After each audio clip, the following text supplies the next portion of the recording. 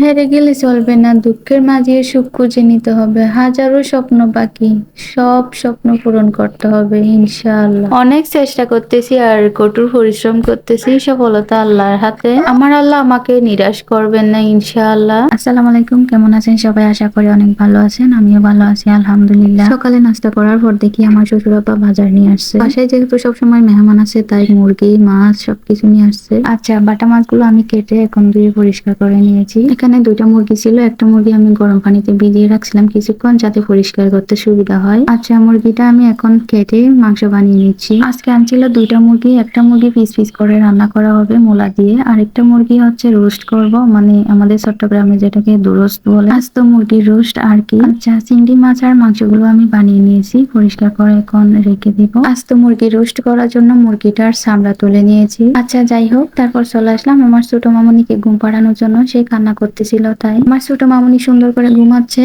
আর ওকে ঘুম পাড়িয়ে এসে দেখি আমার বড় মামুনি এখানে তার বড় আম্মুর সাথে রান্না করতেছে। আমার লক্ষ্মী মেয়েটা তার বড় আম্মুকে নাকি বলতেছিল, বড় আম্মু তুমি ওটা, আমি একটু রান্না করি। বোঝাই যাচ্ছে বড় হয়ে সে আমাকে অনেক হেল্প করবে। যাই হোক, আজকে যে চিংড়িগুলো আনছিল সেখান থেকে কিছু চিংড়ি ফ্রিজে রেখে দিয়েছি, আর কিছু চিংড়ি ভুনা করেছে। আর এই তো মাংসগুলো এখন সিদ্ধ হচ্ছে। তারপর অন্য চুলায় দেখি আস্ত মুরগির রোস্টটাও সিদ্ধ করতে দিয়েছে, মানে ভাবি রান্না করতেছে আর কি। আচ্ছা, এই তো মূলা দিয়ে মুরগির মাংসগুলো রান্না করা হয়েছে। শীতকালে কিন্তু মূলার তরকারি অনেক বেশি মজা হয়, তাও আবার মাংস দিয়ে। বাসায় যেহেতু অনেক মানুষ, অনেক মেহমান, তাই মূলা দিয়ে রান্না করেছে। তরকারিটা কিন্তু বেশ মজা হয়েছিল। আমার জায়ের রান্না কিন্তু বরাবরই অনেক মজা হয়, যারা খেয়েছে আমাদের রিলেটিভ তারা জানে। সব কাজ শেষ করার পর এখন সিমরানকে আমি ভাত খাওয়াচ্ছিলাম। মেয়েটা আমার অনেক বেশি শুকিয়ে গেছে, একদমই খেতে চাই না। আচ্ছা, তারপর আমরা মেহমানদের জন্য টেবিলে খাবার পরিবেশন করলাম। জানি না কতটুকু পারছি, তবে চেষ্টা করছি খুব ভালোভাবে সুন্দরভাবে আপ্যায়ন করার জন্য।